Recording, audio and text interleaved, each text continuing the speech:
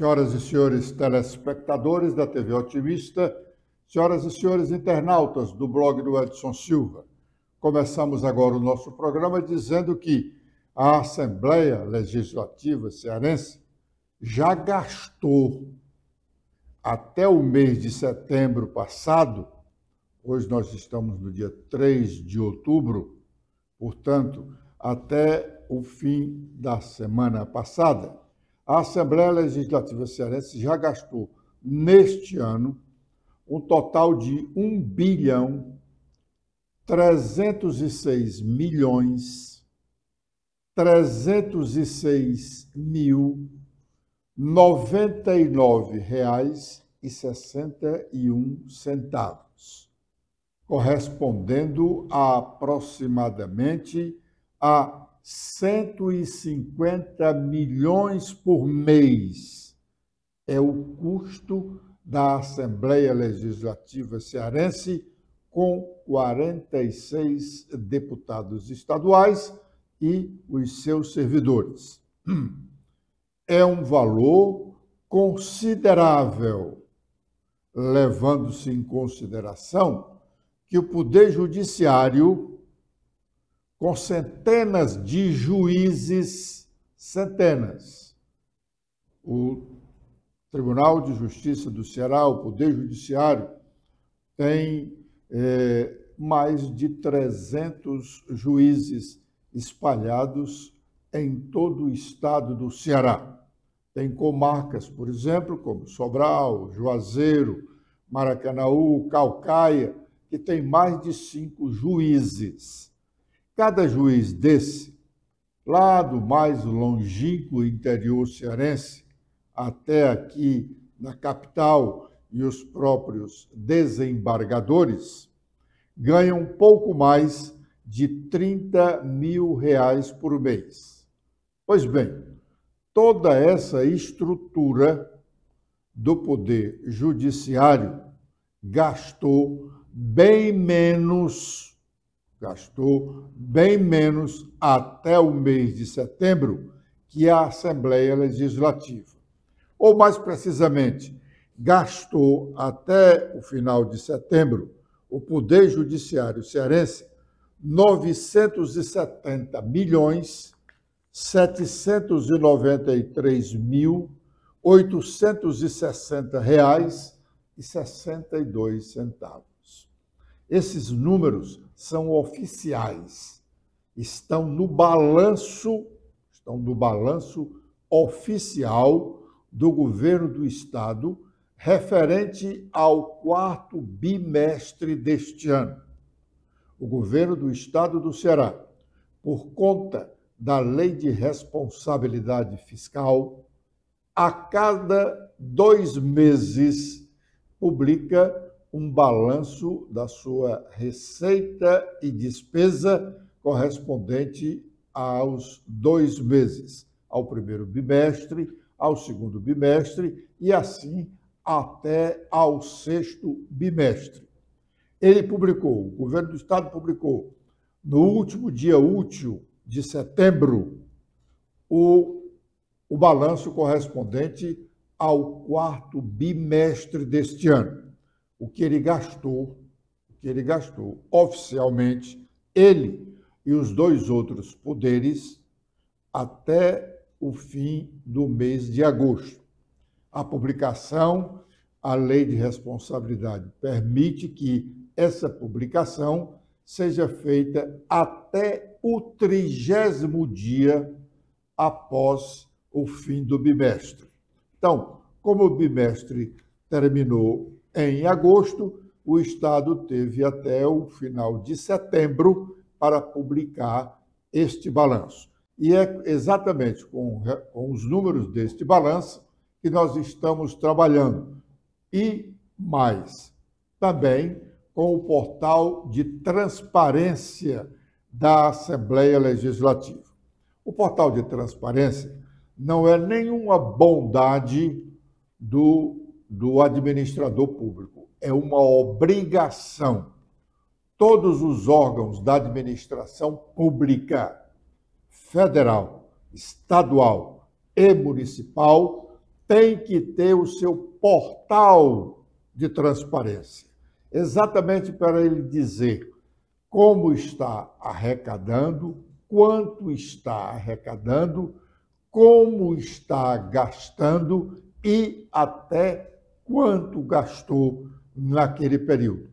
Portanto, quando se diz assim, não, nós temos aqui o nosso portal de transparência, querendo passar a ideia de que é realmente transparente, isso é engodo, é obrigação, obrigação. Quem não tem o portal da transparência pode ser punido com relação a isto. Tem mais. Pela comparação entre os volumes de recursos gastos entre o Poder Legislativo e o Poder Judiciário, tem-se a certeza que os desmandos com os recursos nossos, recursos do povo, a Assembleia, ou o desmando na Assembleia é grandioso. Também pudera, né? Só de verba de desempenho parlamentar, para gastar com alimentação, gasolina e assessoria, cada deputado estadual tem pouco mais de R$40 mil todo mês, sendo que na verba de gasolina, atenção, na verba de gasolina, de pouco mais de R$5 mil todo mês, cada deputado tem direito a R$ 5.217 ou 5.700, é mais de R$5 mil todo mês, o correspondente a aproximadamente 1.000 litros de gasolina ou óleo diesel para gastar todo mês. Nesse caso aqui, nesse ponto, há suspeita de rachadinha, pois, coincidentemente, todos os deputados gastam, quase todos, porque há uma exceção pequena. Pouquíssimos deputados não gastam todo esse dinheiro todo mês. Pouquíssimos. Mas a quase totalidade gasta o mesmo valor mensal, independentemente dos carros que utilizam. Tem carros grandes que consomem mais combustível. Tem carros menores, populares, que gastam bem menos combustível. Pois bem, mas além dos gastos com relação a combustível, temos também os gastos com a verba de alimentação, superior a R$4 mil por mês, mesmo que os deputados só tenham 12 dias de trabalho por mês. Atenção, os deputados estaduais cearenses só trabalham 12 dias por mês. Por semana, eles trabalham na terça, na quarta e na quinta. Não tem nenhuma atividade na Assembleia às segundas-feiras e nem às sextas, embora o regimento interno da Casa estabeleça a realização de sessão ordinária às sextas-feiras, mas isso não acontece por lá. É realmente um absurdo. A propósito de desmandos, o Poder Executivo não fica atrás. Se atentarmos para os gastos da União, os gastos que a União fez com o projeto de transposição de águas do Rio São Francisco para alguns estados nordestinos, e a briga que se trava agora para a efetivação de uma parceria público-privada do governo do Ceará para a construção de uma usina de dessalinização na Praia do Futuro. A transposição de águas do Rio São Francisco era anunciada como a solução definitiva para a garantia de água para a região metropolitana de Fortaleza, de início, e depois era uma garantia de abastecimento de água potável para todas as regiões do estado do Ceará através do Cinturão das Águas, uma obra em que os governos do estado do Ceará e o governo federal investiram alguns milhões de reais. Agora se pergunta, cadê a água do Rio São Francisco? Que utilidade está tendo o Cinturão das Águas? Será que precisamos mesmo agora de uma usina de dessalinização ou de fazer funcionar os motores que impulsionam a distribuição de águas do Rio São Francisco, que agora estão indo para o mar? Tomara que essa briga para a construção da usina de dessalinização, ao custo total final de aproximadamente 3 bilhões de reais, não seja apenas para permitir a distribuição de uma gorda propina que pode chegar até 600 milhões de reais, ou 20% do total orçado para a obra. A propósito, a questão da construção da usina de dessalinização estava na manchete do UOL na manhã de hoje. Stephanie. Olá, Edson, olá, internautas do blog do Edson Silva. O UOL destaca que o diretor-presidente da Sociedade de Propósito Específico Águas de Fortaleza, Renan Carvalho, afirma que o projeto que vai erguer uma usina de dessalinização da água do mar não tem como afetar cabos de internet que estão instalados na Praia do Futuro, na capital cearense. Na semana passada, a entidade representante das empresas de tecnologia afirmaram que há risco da usina desconectar ou deixar lenta a internet no Brasil. O responsável pela obra, Renan Carvalho, diz que as empresas estão atuando apenas para ter uma espécie de reserva de mercado da região para cabos submarinos. Elas estão alardeando inverdades, assobrando a população, falando para as pessoas que, por não conhecerem o que é a obra, podem entrar em pânico, mas não existe nenhum risco. Em engenharia, 2 mais 2 tem de ser 4. O que pode ser não existe em engenharia. O risco é zero. Não há argumentos técnicos contrários, disse Renan Carvalho. Bom, isso aí é uma matéria de interesse exclusivo da empresa que representa o consórcio da parceria público-privada. Agora é o momento de fazermos o nosso primeiro intervalo.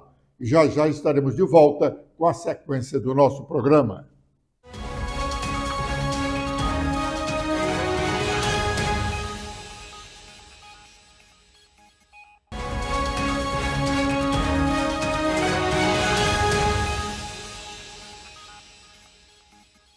O Senado Federal fez uma sessão deliberativa extraordinária ontem para votar a medida provisória do desenrola, posto que ela, medida provisória, perderia sua validade no fim do dia de ontem.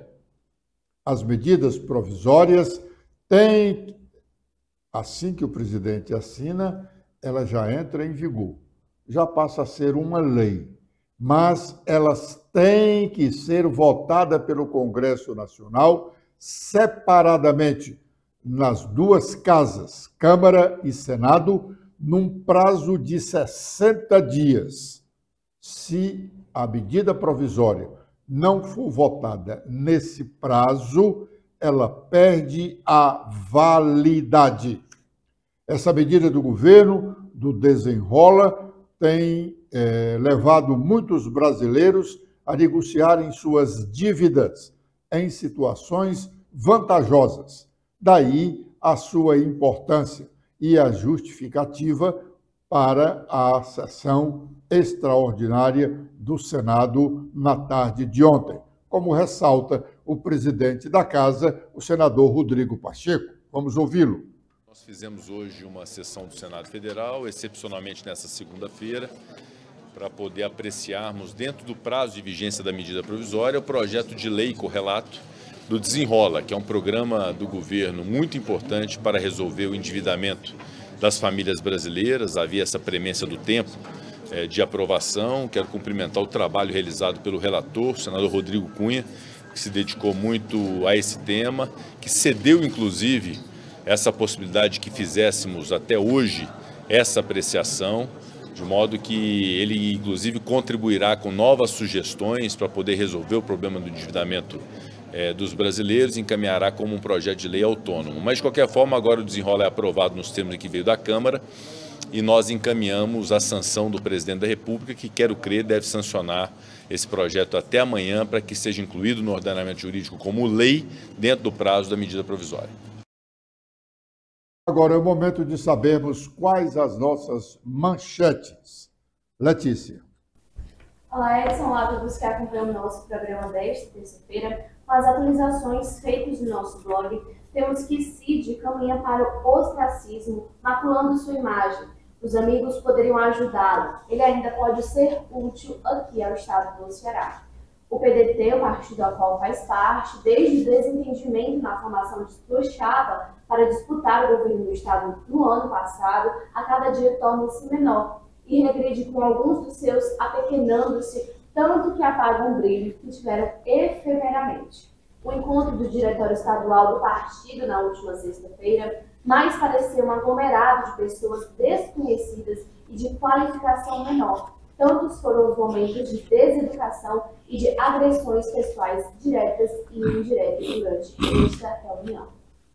Camilo, Amano e Sarto se encontram durante o lançamento de campanha de multivacinação. Essa campanha do Ministério da Saúde para crianças e adolescentes menores de 15 anos de idade teve início no fim de semana passado. A mobilização começou simultaneamente na Paraíba, Ceará, Piauí, Alagoas, Tocantins, Goiás e em São Paulo.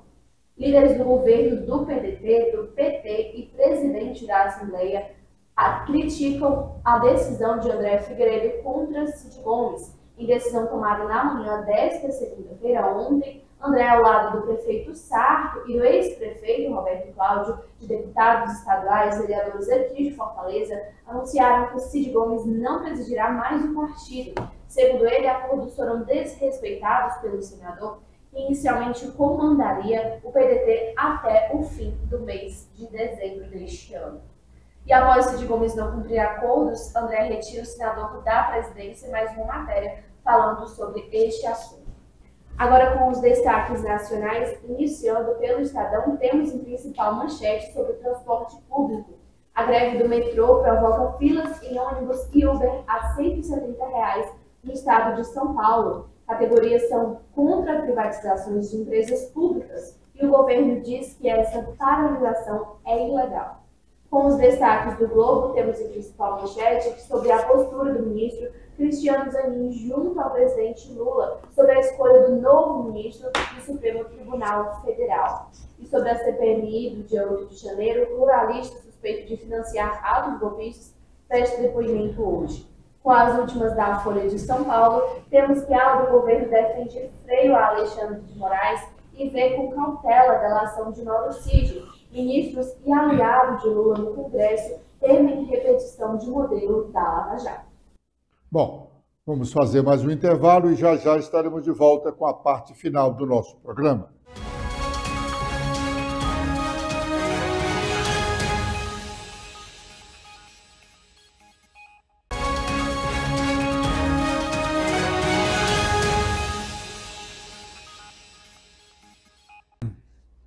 Ok? Ciro Gomes foi às redes sociais ontem à noite, não para falar do imbróglio aí do PDT, do seu PDT cearense, que envolve o seu irmão Cid, mas para, em tom jocoso, falar da visita que fez Bolsonaro e sua mulher Michele a Fortaleza, no último fim de semana, em que Bolsonaro teve encontro com correligionários, inclusive participou de um evento que era comandado pela sua mulher Michele, um encontro de mulheres do PL. Vamos ouvir o que disse Ciro. Na nossa newsletter dessa semana, na do domingo, eu começo com uma reflexão sobre a idolatria a políticos. Eu estou muito impressionado com isso e tenho procurado entender, estudar, refletir sobre isso. O fenômeno parece ser um sinal dos nossos tempos. Você tem, por exemplo, o Bolsonaro esteve aqui em Fortaleza. Bolsonaro, cara, levou 500 mil brasileiros à morte, está envolvido em escândalo de roubar a joia, uma vulgaridade, uma ignorância, não sei o que e tal. Rapaz, o cara chegou aqui e parecia um popstar. Foi comer pizza no shopping center, fez comício na rua, multidão de gente fanática e tal. Como é que a gente entende isso? Depois eu estou vendo o que está acontecendo na Argentina.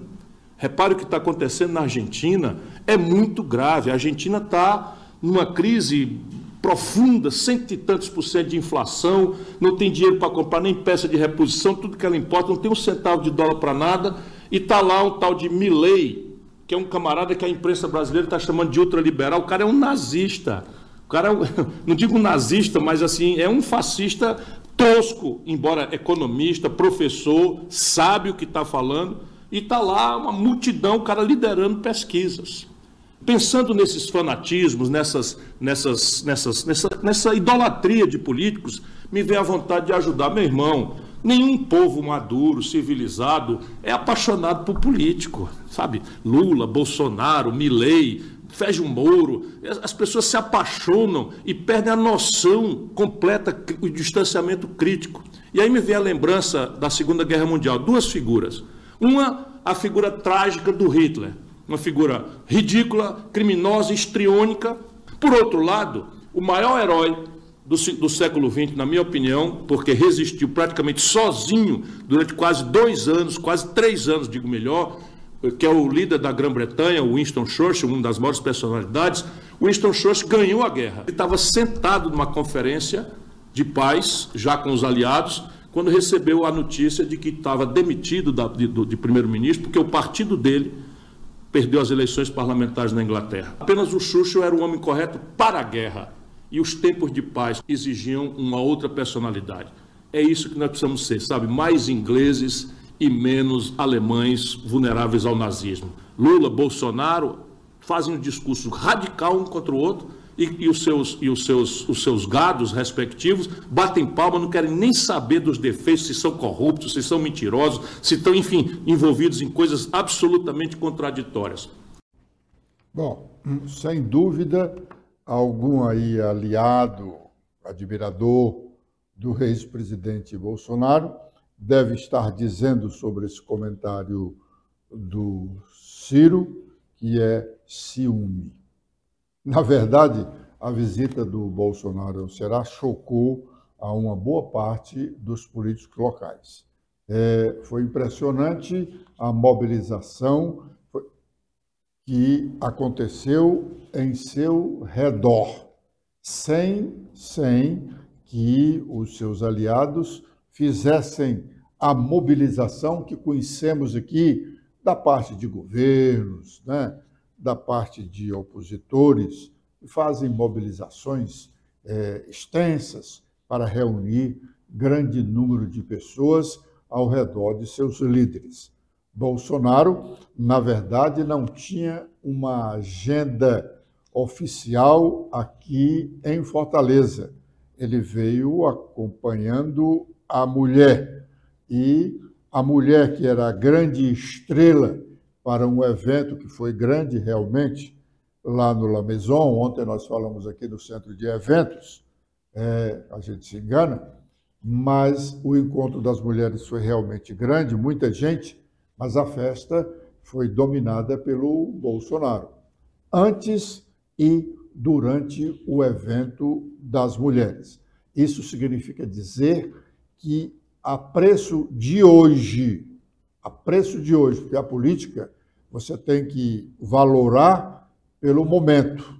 A preço de hoje, Bolsonaro é um grande cabo eleitoral para a disputa municipal do próximo ano em Fortaleza. Isso a preço de hoje.